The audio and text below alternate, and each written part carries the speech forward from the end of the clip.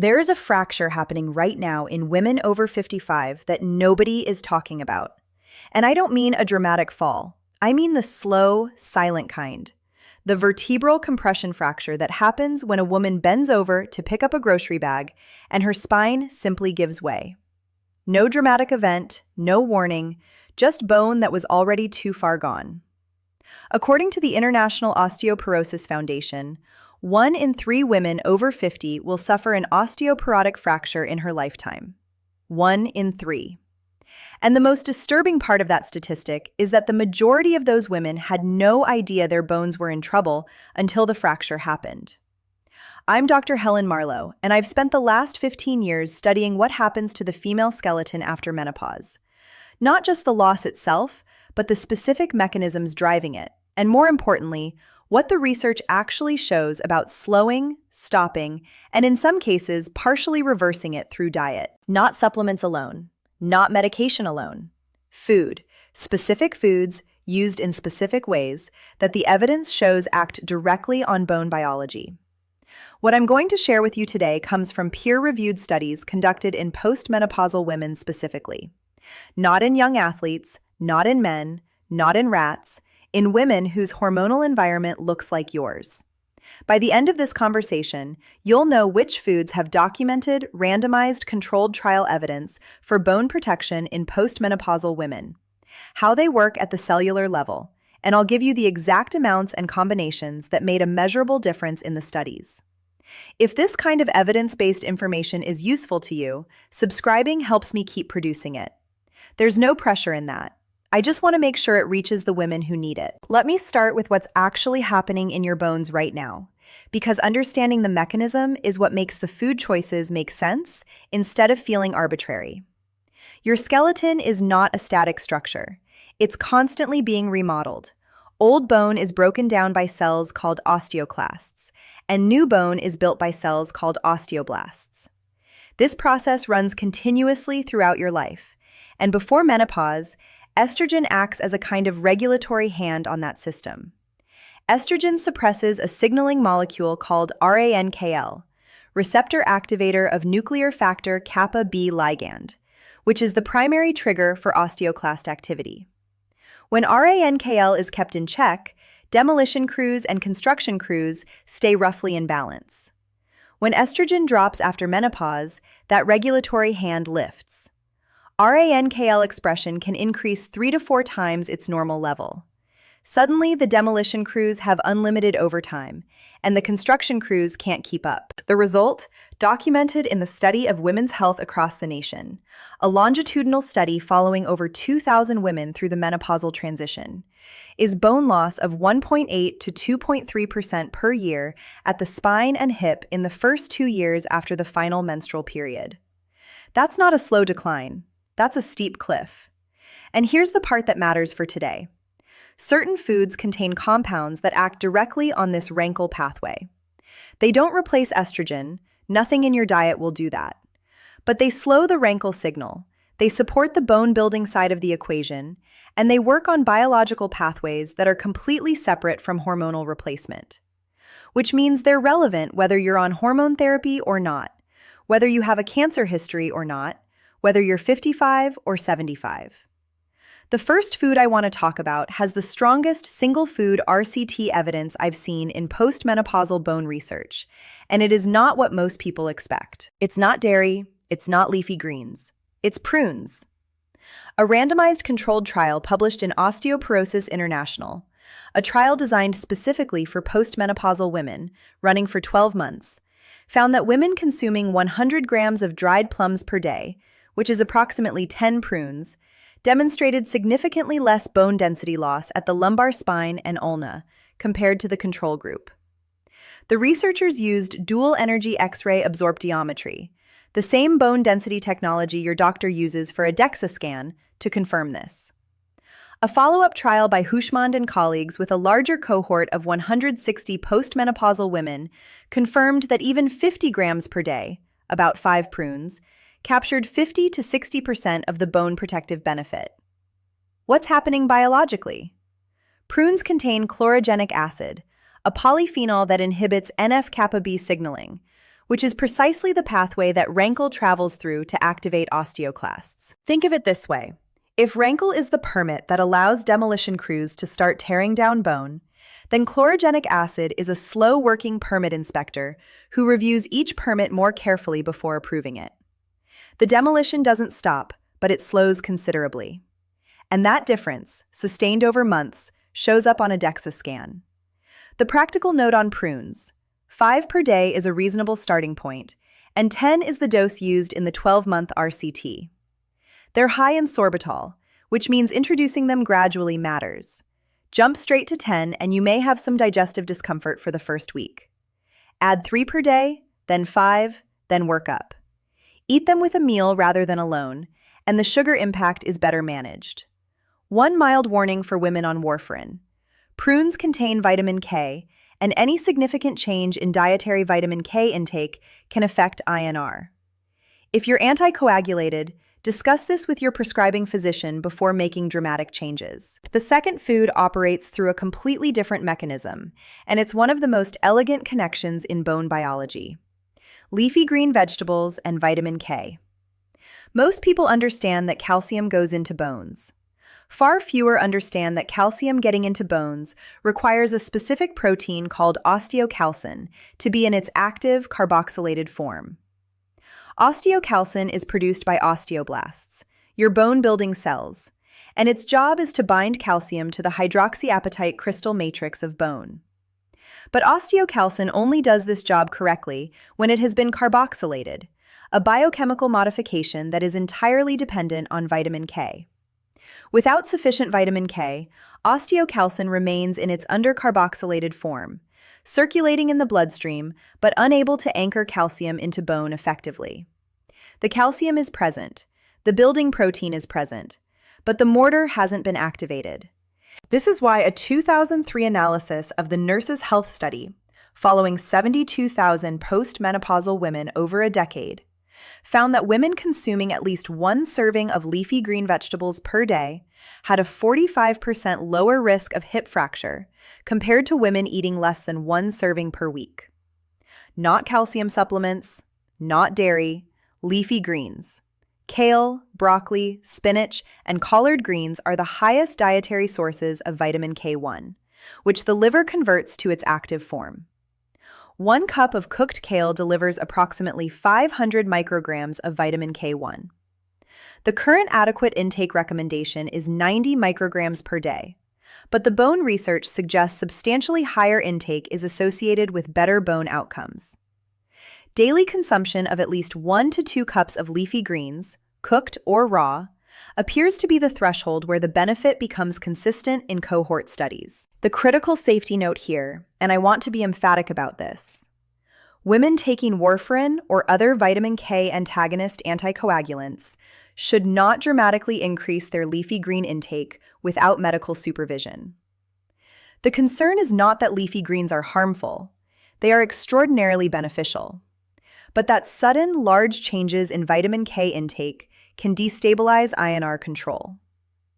The solution for anticoagulated women is consistency.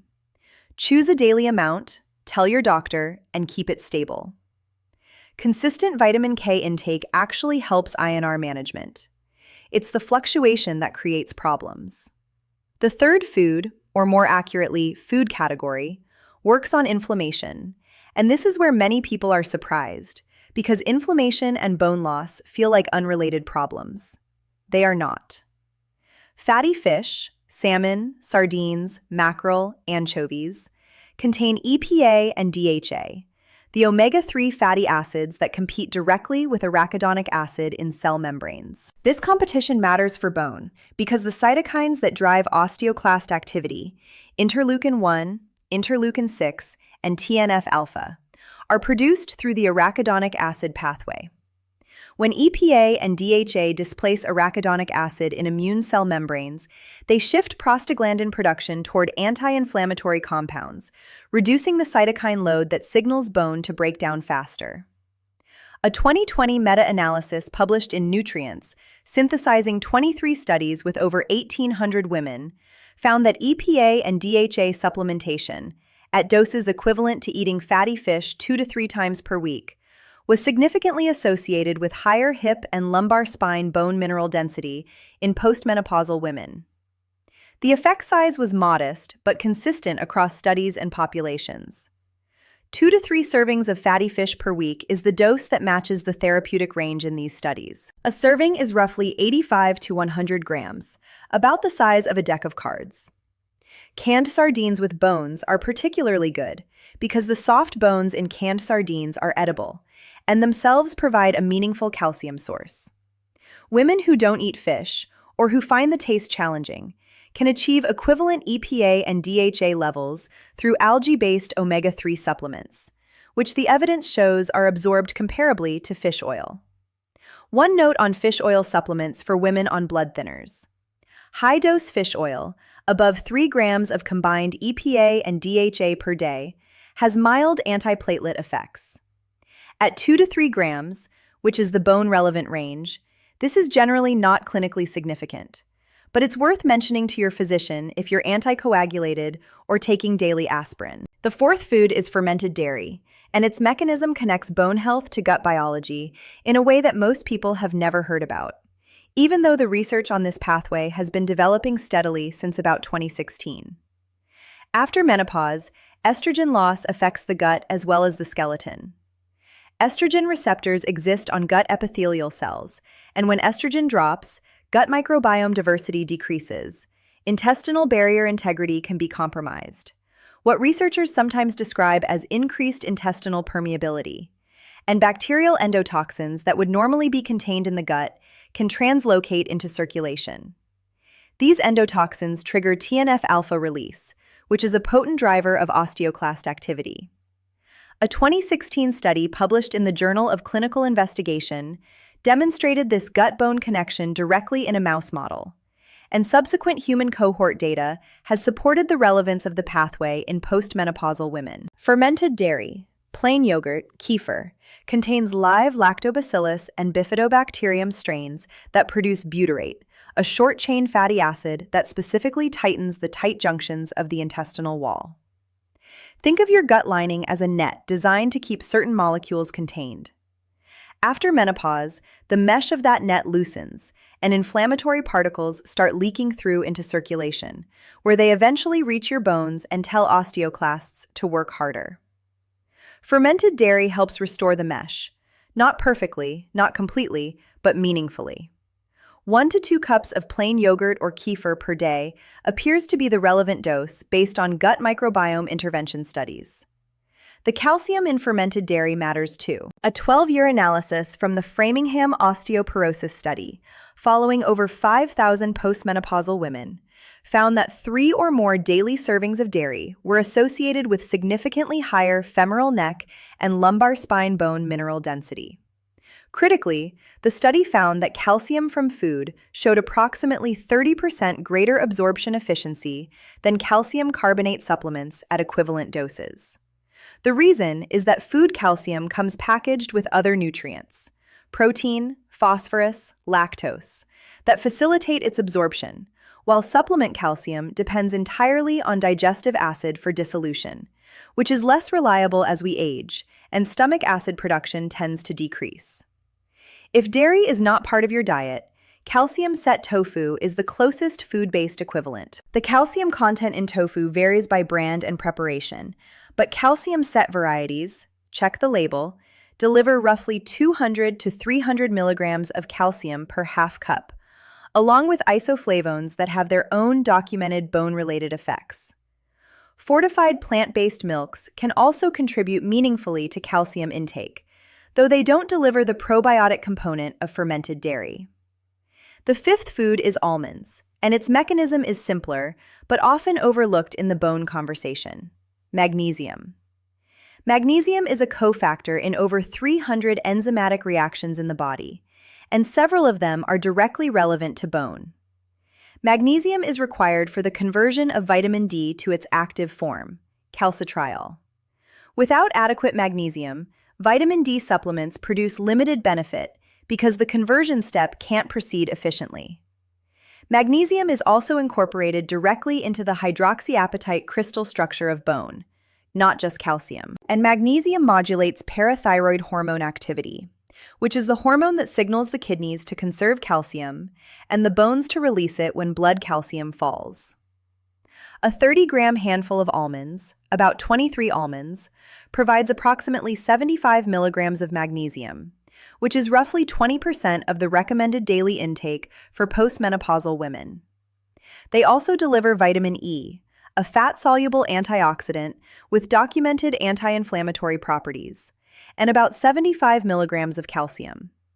As a daily snack, 30 grams of almonds is an easy, practical way to improve magnesium status without any supplementation. The combination that produces the clearest synergy, based on these mechanisms together. Leafy greens with fatty fish, eaten at the same meal.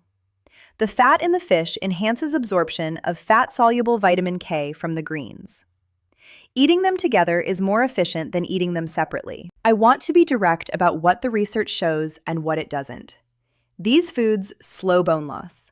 They support the bone-building side of the equation. In some studies, they show measurable improvements in bone density markers over 12 to 24 months.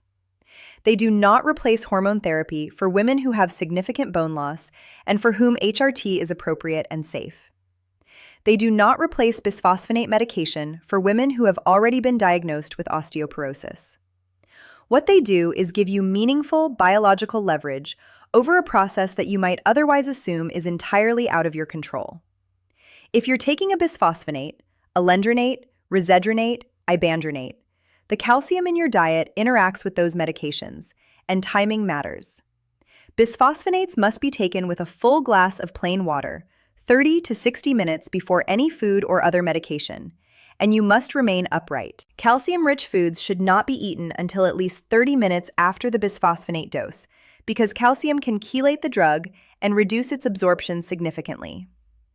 If you're on levothyroxine for thyroid issues, similarly, take it on an empty stomach 60 minutes before eating, and build your morning eating routine around that window. The timeline based on these studies. Dietary polyphenols from prunes begin interacting with bone cell signaling within days. But bone remodeling cycles are slow. A single remodeling cycle takes approximately 3 to 4 months. Measurable changes in bone density won't show up on a DEXA scan in 6 weeks. What women typically notice first, in weeks 2 through 4, is reduced digestive issues once the gut microbiome starts shifting from the fermented dairy and high-fiber foods. Month 1 to 3, vitamin D conversion improves if magnesium status was previously inadequate, and vitamin D improvement has downstream effects on calcium absorption. Month 6 through 12 is when the DEXA data begins to reflect cumulative benefit.